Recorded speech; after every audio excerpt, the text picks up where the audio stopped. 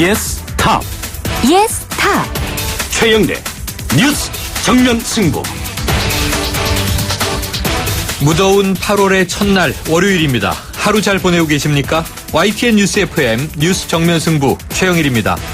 오늘로 6일째인데요. 세월호 특별조사위원회 이석태 위원장 특조위 조사활동 보장을 요구하면서 폭염 속에 단식을 이어가고 있습니다. 하지만 이 국회 사정은 8월에도 녹록치 않아 보이는데요. 여야 3당 오늘도 추경안 심사와 세월호 특조위 기한 연장 등 임시국회 쟁점을 놓고 머리를 맞댔지만 합의점을 찾지 못했습니다. 이런 가운데 오늘 새누리당 김무성 전 대표는요. 세월호 참사 현장인 진도 팽목항을 찾았는데요. 다시는 이 땅에 세월호의 비극이 없어야 한다. 이런 말로 아픔을 공유했지만 본격적인 대권 행보를 시작한 것이다. 이런 관측도 많습니다. 세월호 문제를 비롯해서 정치권 쟁점 이슈가 8월에는 어떻게 전개될지 봐야겠죠. 오늘 2부에서는요. 이른바 메갈리아 논평으로 곤혹스러운 상황에 놓인 정의당의 입장 들어봅니다. 논란이 커지면서 당원들의 탈당이 이어지는 등 파장이 만만치 않은데요. 논평 철회 이유는 무엇이었는지 자세한 얘기 잠시 후에 나눠봅니다. 뉴스 정면 승부 지금 시작합니다.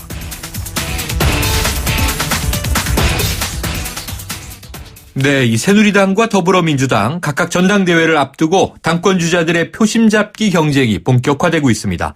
YTN 추은호 해설위원과 양당의 당권 경쟁 상황을 자세히 짚어봅니다. 안녕하십니까? 예, 안녕하십니까? 네, 자, 새누리당은 어제 첫 합동 연설회를 열었던데요. 그렇습니다. 어떻게 보셨습니까? 창원에서 열렸죠. 네. 영남권 합동 연설회로 열렸는데 창원이라 하면은 이주영 후보의 안방 아닙니까? 그렇습니다. 당연히 동원역에서 이주영 후보가 앞서는 것은 당연하고요. 네. 실제로 현장의 절반 이상을 이주영 후보가 지지자로 채웠다 그럽니다. 네. 하지만은 물론 그 영남권이기 때문에 대구를 기반으로 하고 네. 있는 주호영 후보도 상당히 인력을 동원을 했을 거고 상당히 많은 사람들이 그 관광버스를 동원해서 인력을 많이 그 동원을 했다 그럽니다.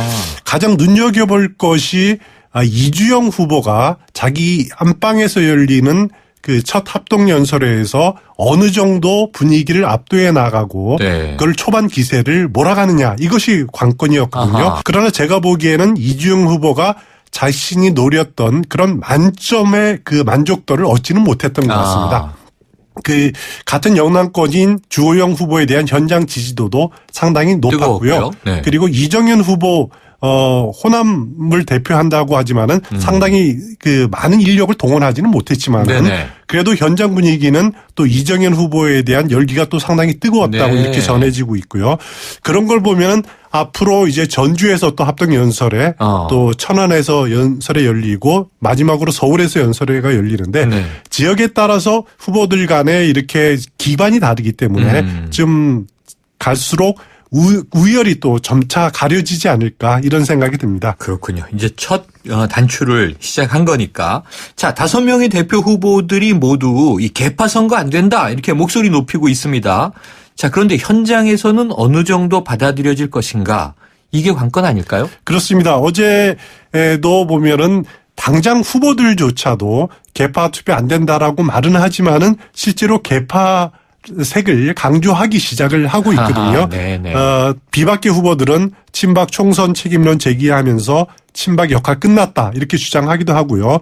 또 이주영 후보 같은 경우는 비박계 후보 단일화 이것이 개파 패권주의의 또 다른 형태다라고 네. 이렇게 주장을 펴고 있는데 앞으로 유세가 진행될수록 후보들의 개파색은 더 드러날 겁니다. 네. 이거는 왜냐하면은 그 후보들은 현장에 참석하는 그 당원들 또 대의원들의 밑바닥 정서를 반영하지 않을 수가 없거든요. 네. 제가 보기에는 새누리당 당원들의 밑바닥 정서는 친박 성향의 그 당원들은 친박 후보가 돼야 된다.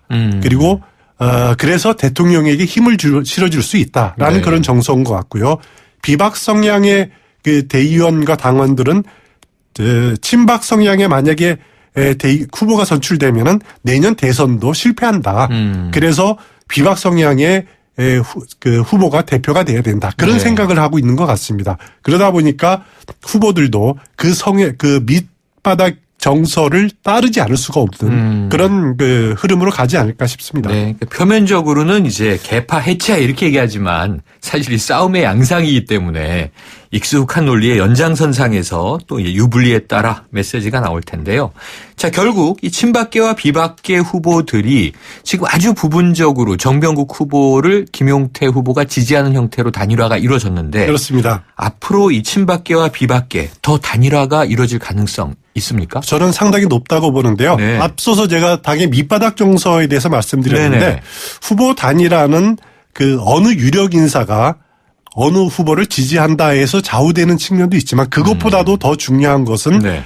당의 그 상층부의 움직임보다는 정치를 움직이는 그 밑바닥 정서가 어디에 쏠리느냐에 네. 따라서 자연스럽게 후보 단일화가 이루어지지 않을까라는 생각이 됩니다. 네. 무슨 말씀이냐면은 서청원 의원이 또 김무성 의원이 누구를 지지한다, 힘을 몰아준다 그것보다도 네. 그렇게까지 가게 만드는 친박계 후보들, 친박계 그런 당원들 네. 또 비박계 당원들의 움직임이 자연스럽게 표출되면서 이렇게 정리가 되지 않을까라는 생각인데요. 네. 앞으로 시간이 지날수록 밑바닥 정서는 유세정 과정에서 강하게 드러날 겁니다.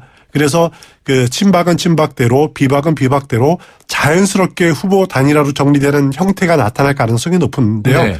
그 친박 성향의 후보들은 박근혜 정부 성공 위해서는 정권 재창출로 가기 위해서는 당연히 친박 성향이 돼야 된다. 그리고 비박 후보들은 또 박근혜 정부와의 차별화를 위해서 차별화를 통해서 정권 재창출로 돼야 된다. 네. 그렇기 때문에 비박 후보가 돼야 된다라고 이렇게 생각을 하고 있거든요. 그러면은 그 새누리당 밑바닥 정서는 여전히 개파 선거를 지향하고 있다라는 아하. 거죠. 친박은 친박대로 비박은 비박대로 네. 될 만한 후보한테 자연스럽게 표가 모아지는 과정들을 겪지 않을까. 그러면서 후보들은 그런 대의원들 또 당원들의 마음을 따라서 네. 자연스럽게 세가 약한 사람들은 세를 모아주는 쪽으로 네. 정리가 되지 않을까 그런 생각이 듭니다. 자, 이제부터 당 안팎의 여론이 점점 중요해질 것 같습니다. 자, 한편 이 야당인 더불어민주당은요. 조금 전당대회까지 시간이 있지 않나 싶긴 한데 4명이 후보다 보니까 컷오프 해야 되잖아요. 그렇습니다. 5일 날 벌써 예비 경선이더군요. 예, 5일 예비 경선은 그 소속 의원하고 지역위원장 등 340여 명이 참석합니다. 네. 단 한 변의 투표로 이렇게 결정을 하는데 아하. 단순하게 한 명 떨어뜨리는 그런 게 아니라 네.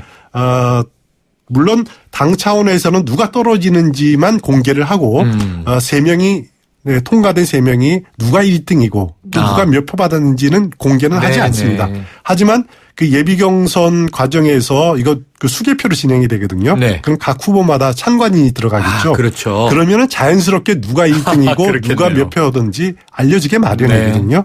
그러면은 누가 1등 했는지가 그 본선까지 영향력을 미칠 수밖에 없는 거죠. 그렇기 때문에 예비 경선을 상당히 중요시하고 있는 것 같고요. 네. 지금 단계에서는 뭐 추미애 송영길 후보가 양강 구도를 형성하고 있다는 네. 것은 일반적인 그런 그로 받아들이고 있는 것 같고요. 네. 지금 단계에서의 관심은 이종걸 후보가 과연 컷오프를 통과하느냐 이것이 1차 포인트 관전 포인트가 아닌가 그런 생각이 듭니다. 그렇죠. 이제 또 누가 대세더라 누가 좀 약세더라 이런 얘기들이 이제 돌겠죠. 자, 끝으로 화제를 돌려서 하나만 더 여쭤볼게요. 손학규 전 고문의 정계 복귀가 임박했다 이런 전망이 주말에 막 쏟아지더라고요. 그렇죠. 근데 이게 마땅한 복귀의 명분은 뭔가 이런 궁금증도 드는데 어떻습니까? 손학규 전 고문이 지금 뭐 정계 은퇴한 지 2년 되지 않았습니까? 그런데 지금 강진에 직구하고 있는데 뭐 지난 주말에 보니까 지지자 모임에서 더 이상 물러설 데가 없는 것을 네. 느낀다 이렇게 말하면서 정계 복귀를 기정사실화하는 그런 움직임이 많더라고요. 관심은 언제 복귀하냐 또 둥지 어떤 당에 틀 거냐 네. 아니면 제3지대에 남아서 샘팔짝이 들어갈 거냐에 쏠려 있는데 그러나 제가 보기에는 아직 손학규 전 고문이 정계 복귀까지는 좀 명분이 약하다. 저는 그렇게 생각이 네. 됩니다. 하지만 결국 명분은 손학규 전 고문이 만들어가는 거거든요. 아하. 그래서 손학규 전 고문이 세판짜기 언급을 하고 있지만은 만약에 이 세판짜기를 복귀의 명분으로 내세우려면은 국민들이 선거를 통해서 총선을 통해서 새 판을 만들어줬는데 기존 정치인과 정당들이 새로운 정치 정치를 변화시키는데 실패했다. 그래서 새 판이 필요하다라는 명분을 내세워야 되지 않을까라는 생각이 들고요. 네. 그런 명분들은 손학규 전 고문이 강하게 스스로 만들어 나가야 되지 않을까라는 생각이 듭니다. 이제 복귀하겠다는 의지가 드러난 거니까요. 그 새 판짜기의 명분을 어떻게 만들어갔는지 한번 지켜봐야 될 것 같습니다. 오늘 소식 고맙습니다. 감사합니다. 지금까지 추은호 YTN 해설위원이었습니다. 크리네어 테크. 크리네어 테크 집중기. 주물 작업, 연마 작업, 페인트 작업. 분진가스 냄새 연기 작업장 분진. 이 세상에 못 없애는 분진이 어딨어. 크리네어 테크 집중기가 다 잡아줍니다. 예! 크리네어 테크. 크리네어 테크 집중기. 네, 1부는 여기까지고요. 2부로 돌아오겠습니다.